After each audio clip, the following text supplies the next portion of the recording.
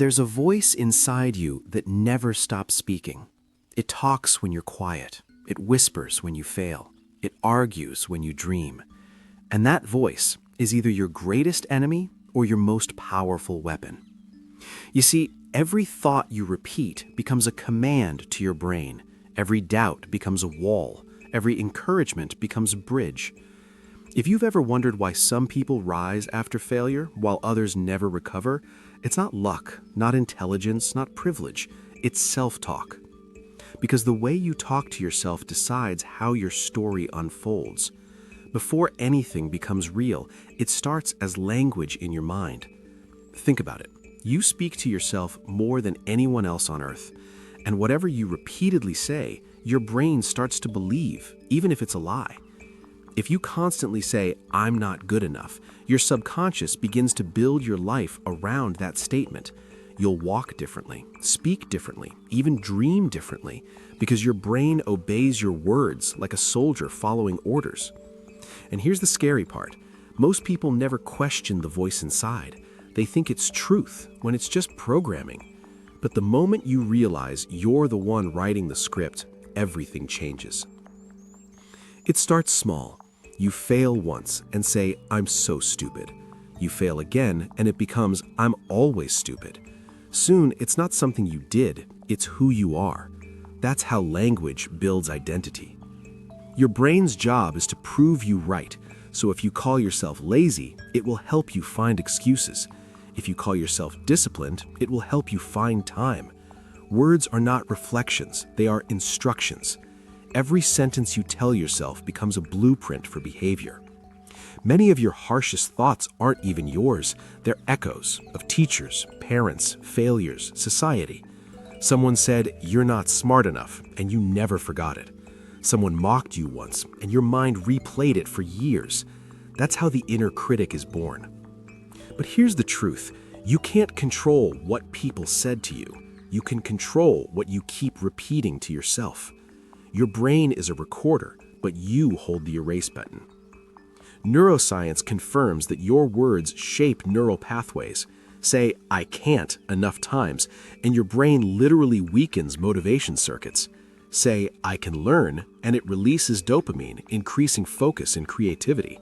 Language isn't emotional fluff, it's biochemical programming. When you insult yourself, your body reacts as if someone else hurt you. Cortisol spikes, energy drops, problem solving shuts down. But when you encourage yourself, serotonin and dopamine rise. You think clearer, act faster, and feel stronger. You're not being delusional when you talk kindly to yourself. You're being scientific. The human brain evolved to survive, not to be happy. It looks for danger, not opportunity. Your inner critic once kept your ancestors alive. Today, it just keeps you small. Every time you try something new, that old voice whispers, "What if you fail?" But that's not wisdom, that's fear in disguise. The same brain that's warning you is also capable of rewiring itself completely. You just have to feed it new evidence through repetition and belief. Your thoughts are like radio frequencies. Tune into guilt, you'll find more reasons to feel guilty. Tune into growth, you'll find lessons in every mistake. Your mind doesn't show you the world as it is. It shows you what matches your dominant narrative. Change the station, and your world starts to look different, even if nothing around you changes. Your subconscious doesn't understand logic. It understands repetition. That's why people believe lies if they hear them enough. The same principle can heal you. Repeat empowering truths often enough, and your mind rewires. Say, "I can handle this." Say, "I'm improving every day." At first, it feels fake, but slowly the fake becomes familiar, and the familiar becomes real. Consistency beats intelligence when it comes to self-reprogramming. Inside you are two voices, the critic and the coach. The critic insults, the coach instructs.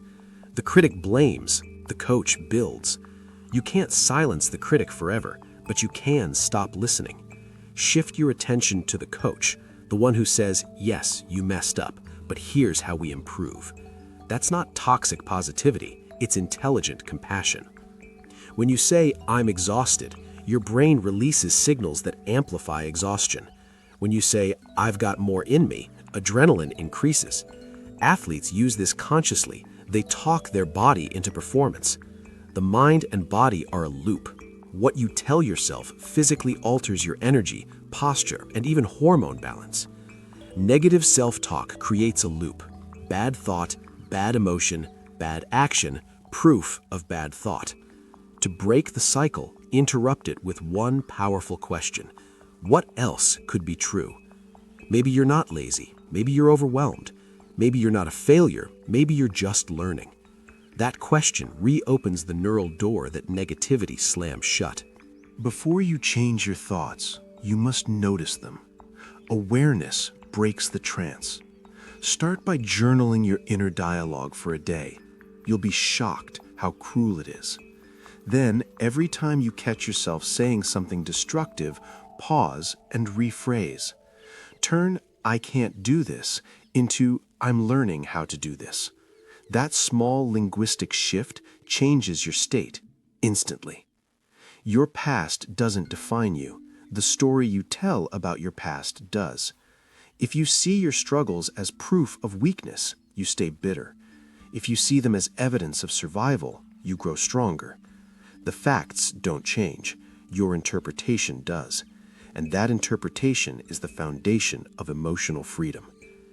Your brain doesn't differentiate vividly imagined events from real ones. When you visualize success while using positive self-talk, you're training your neural circuits the same way athletes train their muscles. That's why affirmations work better when paired with imagery. Don't just say, "I can." See yourself doing it. That's how belief turns into confidence. You talk to others with kindness when they fail, but when you fail, you become your own enemy. Self-compassion isn't weakness, it's psychological resilience. Research shows that people who forgive themselves bounce back faster, take more responsibility, and perform better in the long run.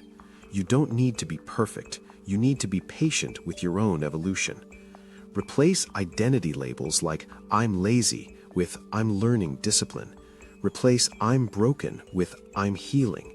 These phrases might sound small, but identity-based statements have the highest psychological power because when identity changes, behavior follows naturally.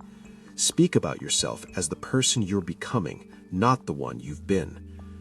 Every day you narrate your own life story, consciously or unconsciously. You can keep playing the same script of doubt and defeat, or you can pick up the pen and write a new one. You are not your thoughts. You are the thinker who gets to decide what to think next. And once you change that inner dialogue, the world outside starts to change too.